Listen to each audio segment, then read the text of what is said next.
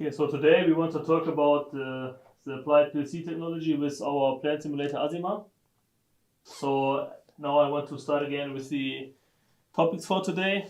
In the first step, I would like to introduce the devices of the experiment.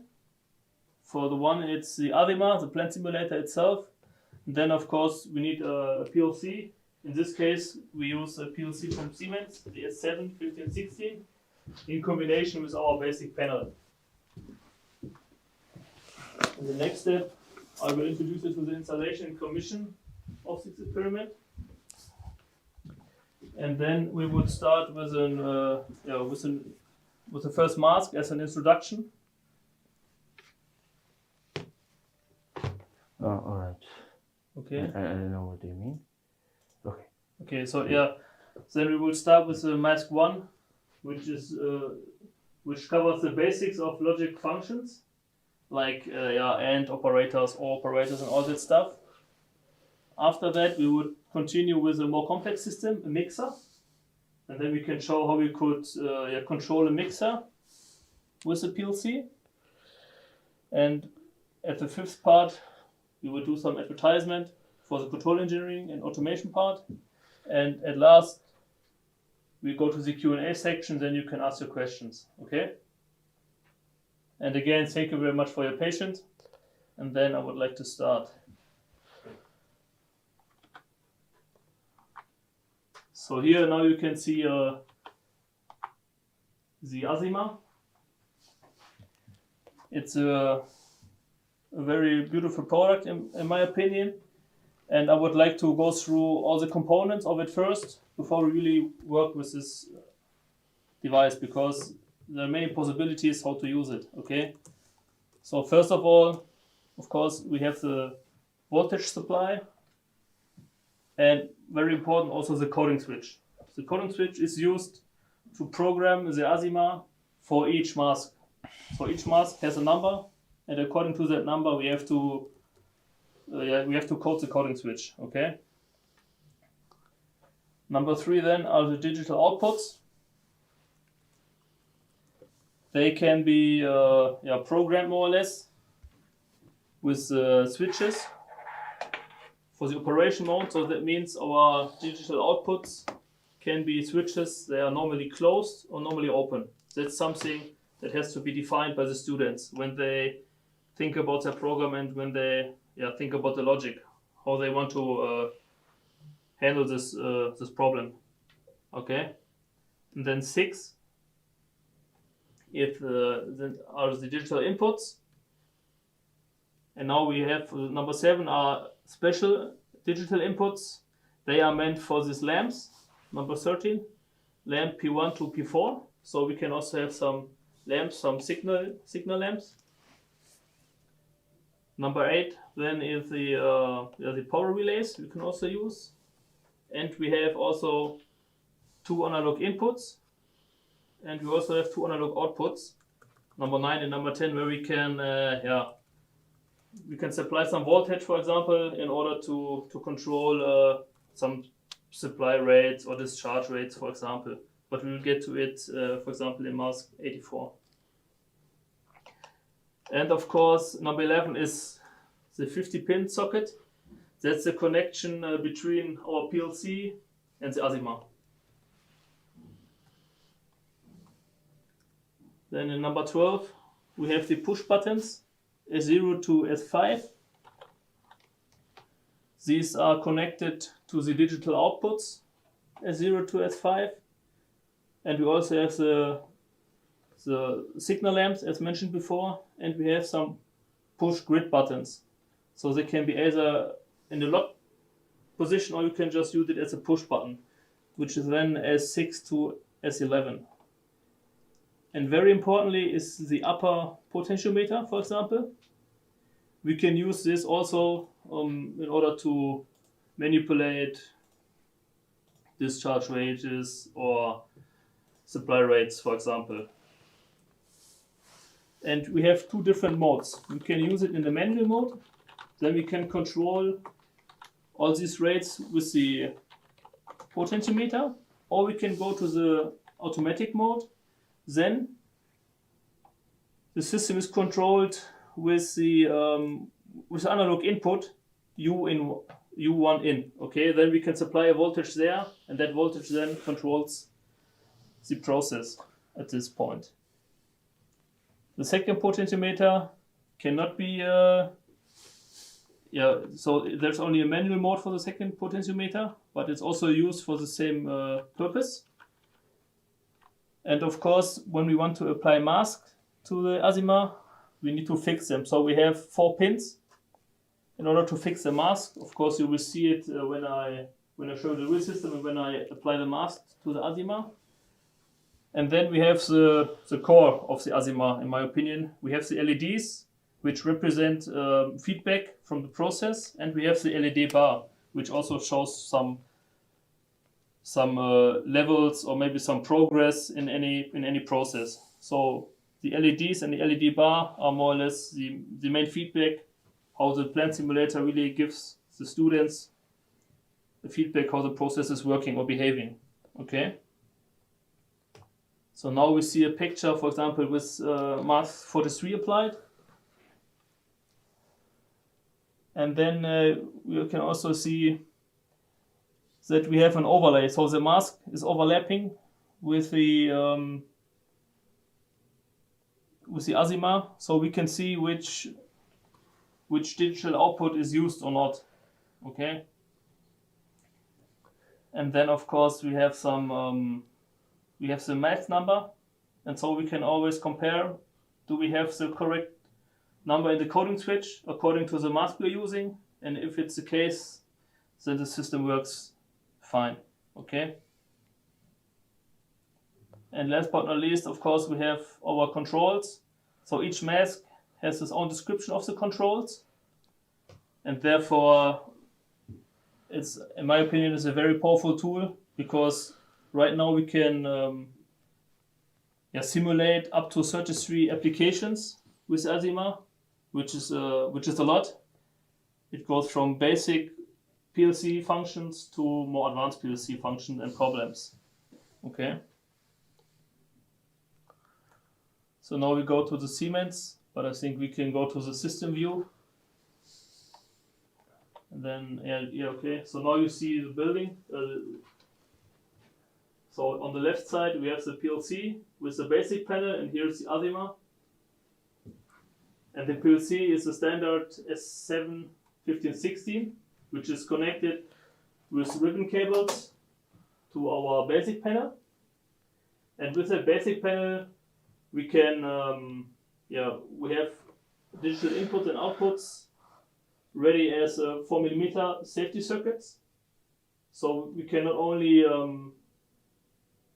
use the digital inputs by programming, we could also set them with this push quit buttons, for example. Okay.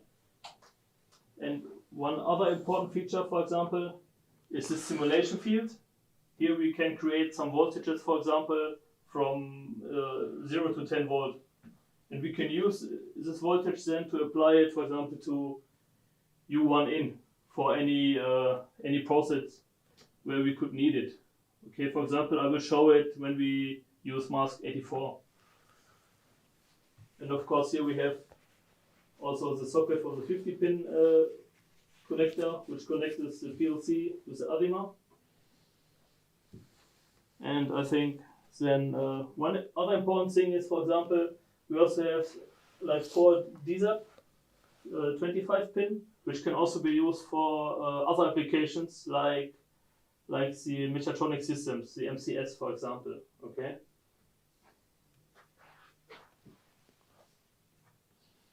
So now we can keep it this way. Yeah, we can keep it this way. Now we go to the installation and the commission. First of all, of course, we have to make sure that we have power on our basic panel, because all the power comes from the basic panel. And as you can see now, the SPS is already starting. It's because the power supply from Siemens is already turned on. Okay, if I turn it off, or if it's turned off, then of course you have to turn it on before you can work with the system.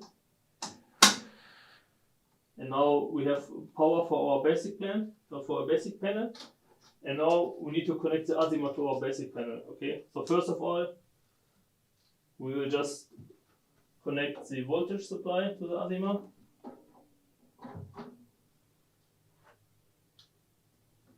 Here it's very important to use the 1L plus circuit. So one either this or this socket, because the other circuit is for safety stop. And last but not least, we only need to connect the 50-pole ribbon cable to the basic panel and to the ASIMA. Okay, now we have full connection between our PLC and the ASIMA. You could also skip the ribbon cable, for example, and try to connect the individual digital outputs and inputs with 4mm cables from these ports to the ports on the ASIMA. But of course, there we are limited, and it's convenient to just use one big cable. In this case, we have this ribbon cable for it. Okay, and we can also hide it here. Then it looks better.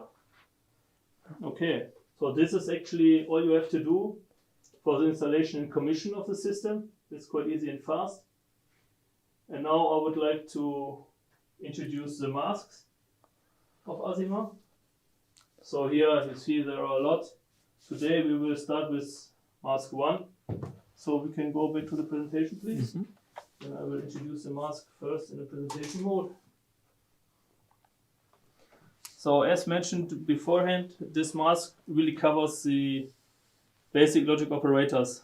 You can see like AND operator, exclusive OR operator, negation, NAND or NOR operators, for example, and also some combinations of these logical operators. And then, we can switch, maybe go to the near view of the ASIMA. And then you can also see how we could apply a mask. So, of course, it's quite easy. We just have to put it on. And then we can fix the mask with these plugs.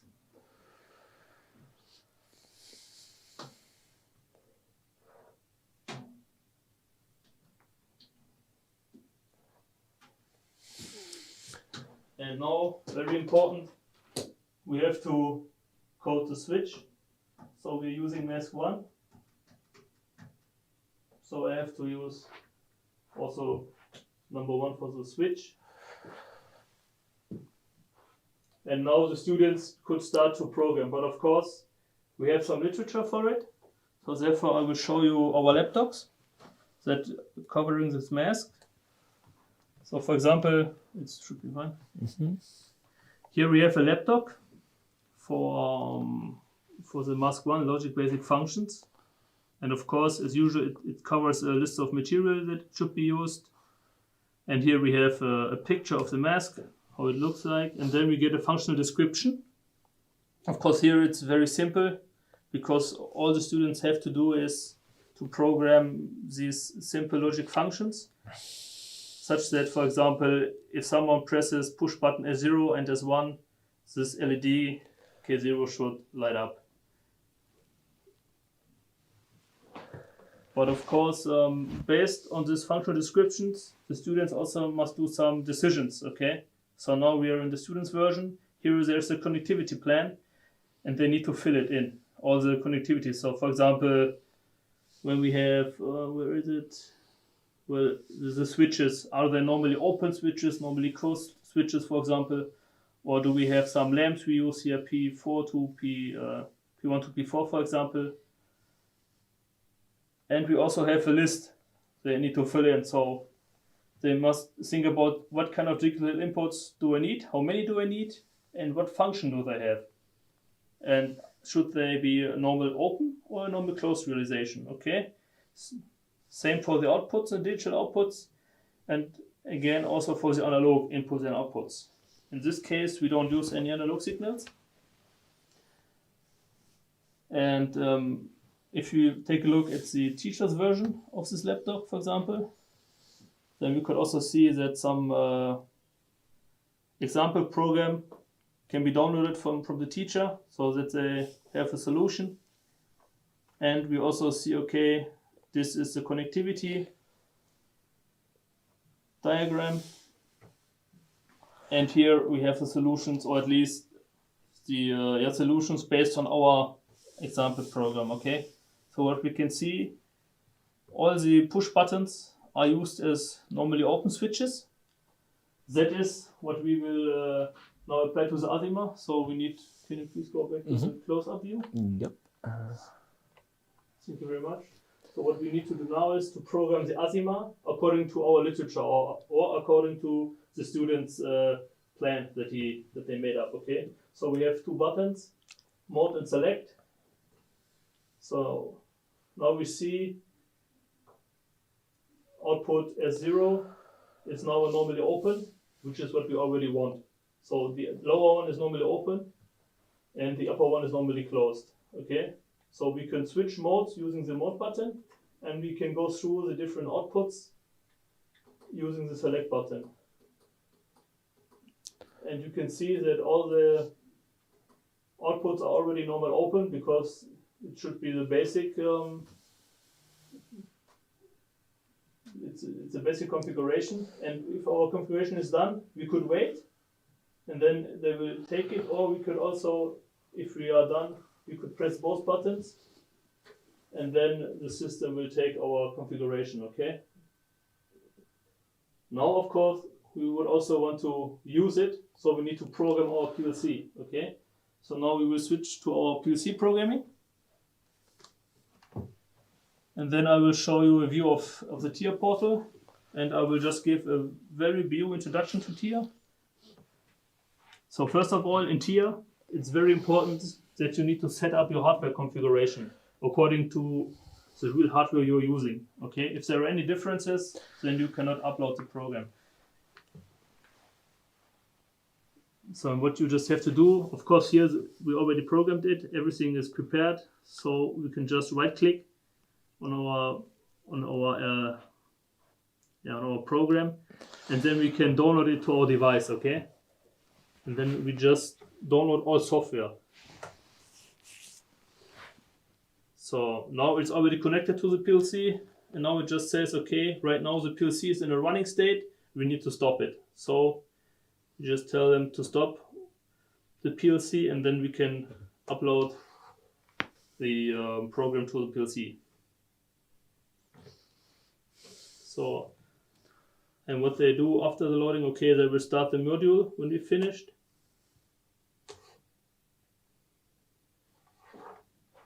And then we could go back to the PLC, to the near view of the ASIMA.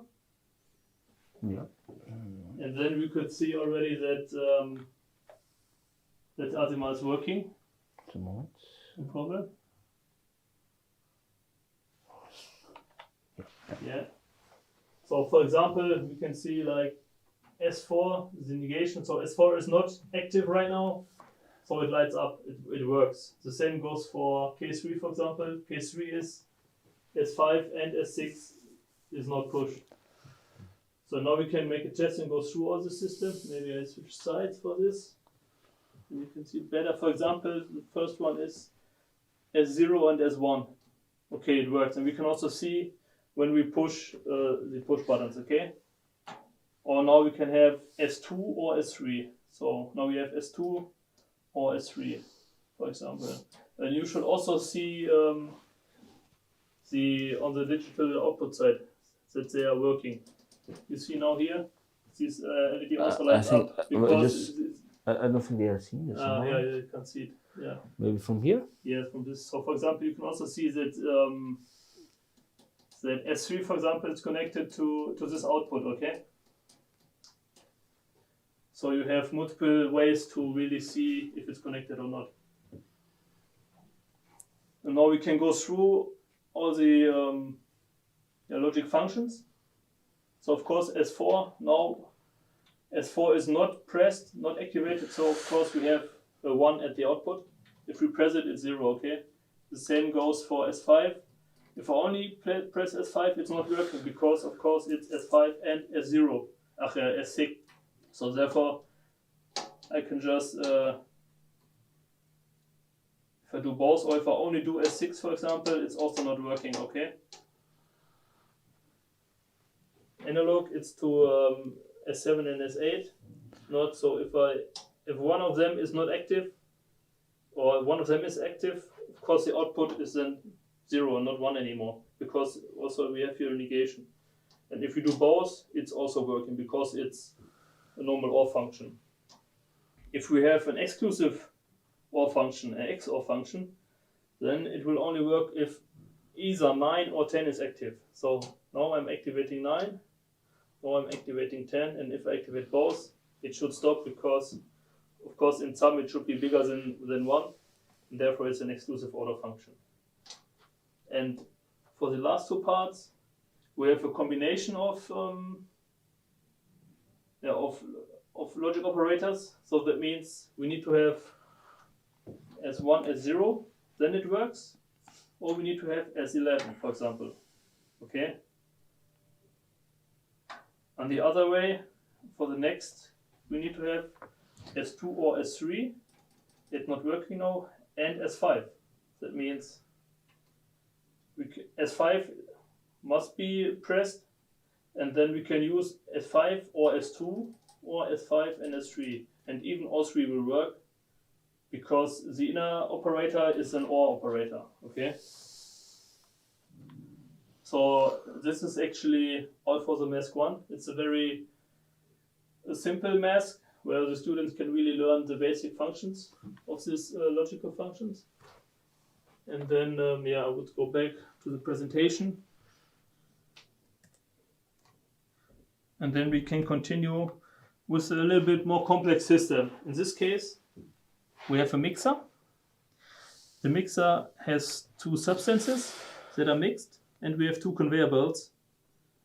The speed of the conveyor belts is analog to the supply rate of the system, and both speeds are always the same, okay? And then we have a third conveyor belt, which is then for the discharge rate. And we can control the supply rates of the first two conveyor belts with the upper potentiometer, and we can control the discharge rate with the lower potentiometer, okay? And furthermore, we have two level sensors, B1 and B2. That means, okay, we can only fill the mixer until B1, and we can only discharge the mixer until B2 is achieved. Then the discharge will stop. Or this at least what's written down in the functional description. That's a definition we make beforehand, okay? And that's a definition that the students should program their logic according to. And on the other end, we have the controls. We have, of course, a safety off.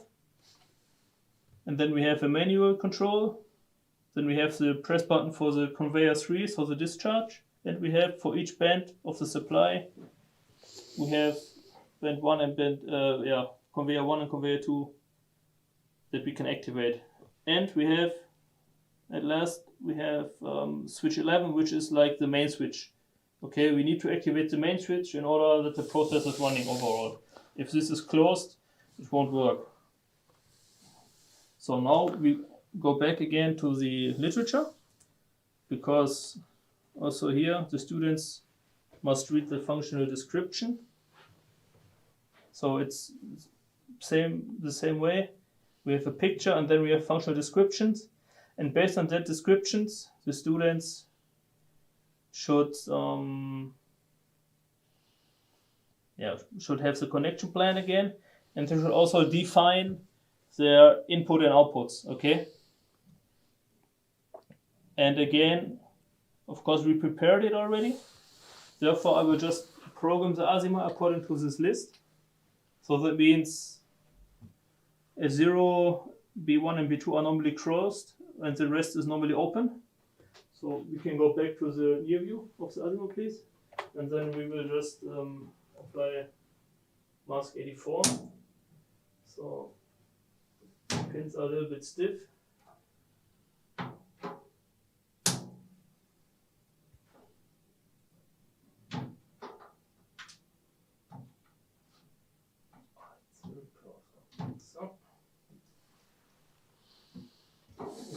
remove mask 1, and then I already prepared mask 84.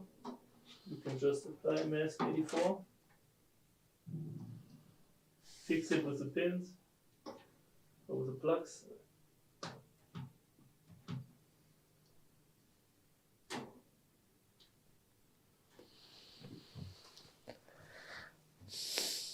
And of course, we have to program the ASIMA using the coding switch.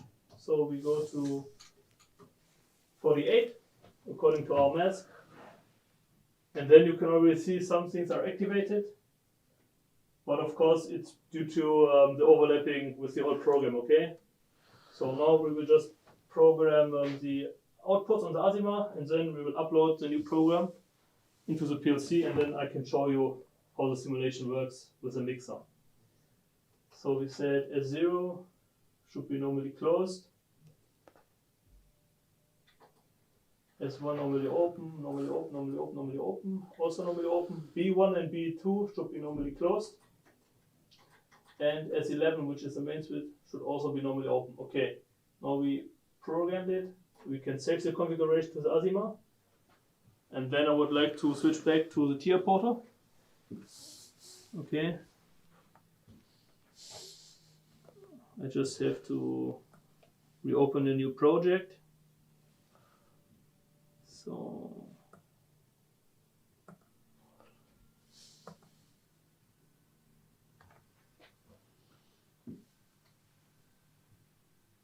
okay, so now the program is loaded in the tier portal. We go to the project view.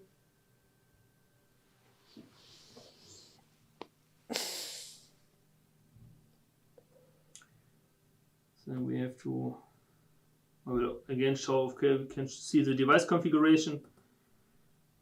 We can check it. See, TIA is a very slow program because it's a very complex software. So here again you see, okay, our configuration is correct. And then we can continue and download the program to our PLC. You can also download the hardware configuration if you have a new PLC, for example. But yeah, we already have the correct hardware configuration programmed in our PLC, therefore we only need to download the software to the PLC.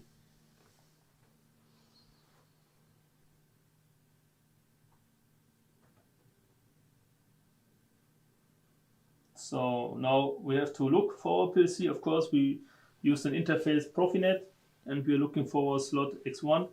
And now we can start to search for our PLC. It's connected, directly connected to our PC.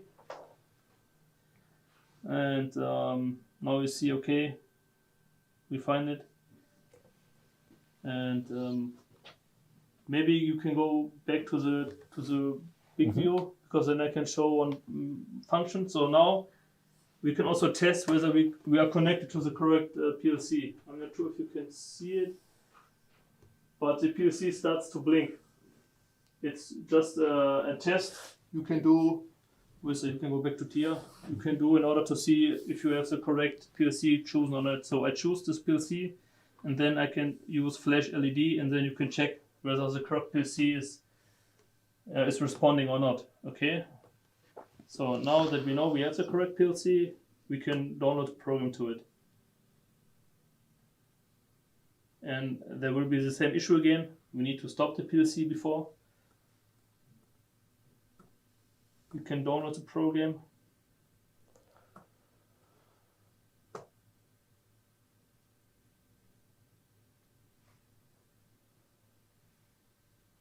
And then of course we want them to start the PLC automatically when they're finished.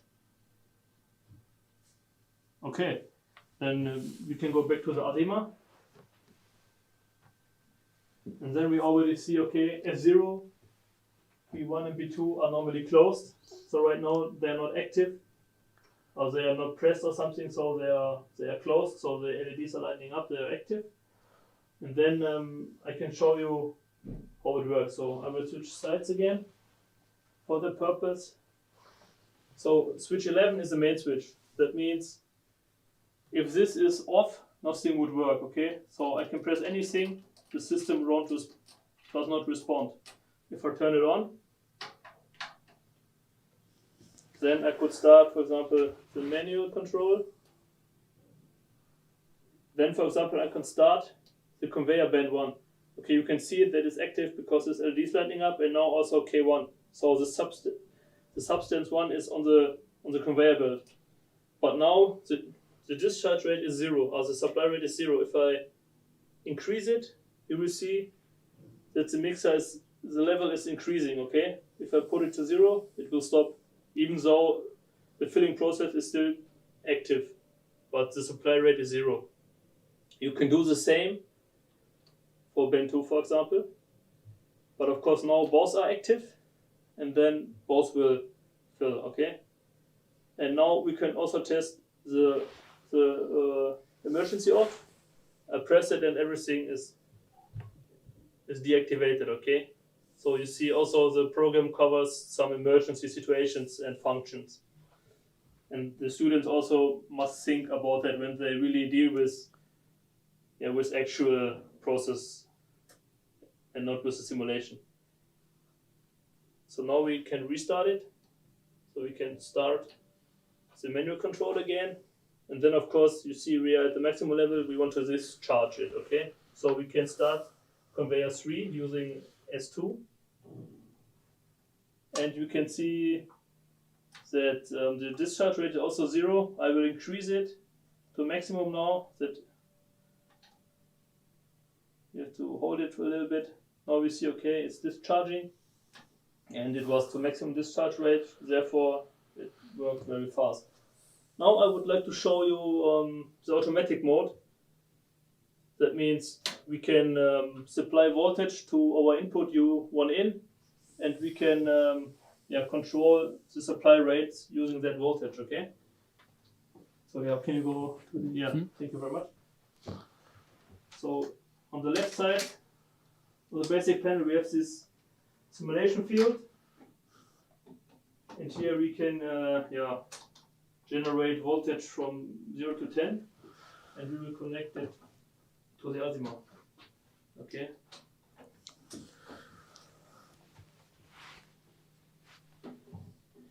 And I will also measure it using a multimeter so that you can see what kind of voltage is used on that input.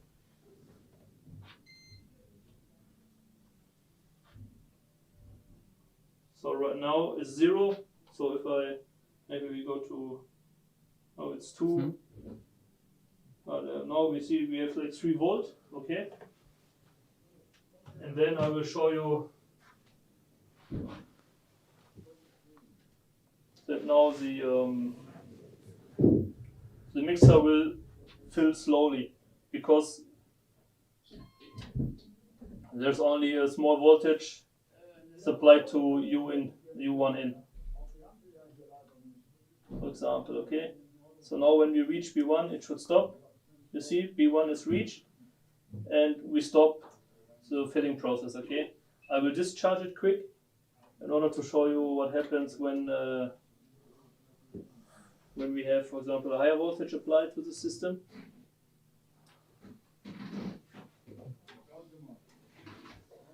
So now we go to maximum, which should be around 10 volt.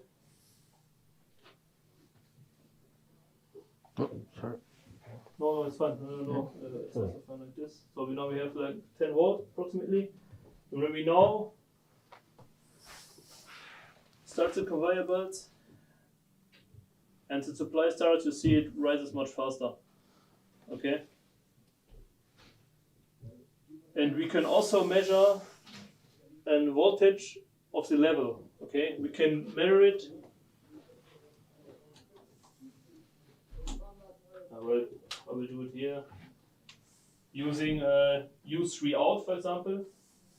There we can measure a voltage analog to the LED bar.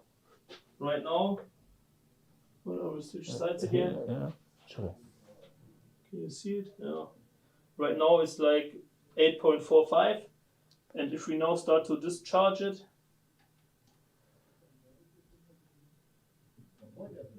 it will slowly reduce the voltage, okay? And then if we, for example, fill it again, you see it will increase. And of course, you can also discharge it very quick as shown before. And you can also see it in the voltage, because then it will decrease very fast. And of course, it's not perfectly zero because there are some LEDs that are covered by the mask that are also active right now, okay? So then this is a brief showcase from mask 84. And I think all the basic functions of the ASIMA are shown in these two examples. And yeah, I can, another interesting mask, for example, where is it, mask 43 for example, here, it's also a very convenient one in my opinion. If you can see it here. Yeah. So here we have like a pump control, for example. We have 4 pumps, and then yeah, you can control the pumps for some efficiency reasons or some maintenance reasons. So maybe if pump Q1 needs to have maintenance, okay, then the load of the pumps should be redistributed to 3 pumps or 4, for example. So the teachers are free to, of course, to extend the usage of the masks. But yeah, we already give always some good ideas in the functional descriptions in the documents, how we can use the mask, in what are common uses of these processes, okay?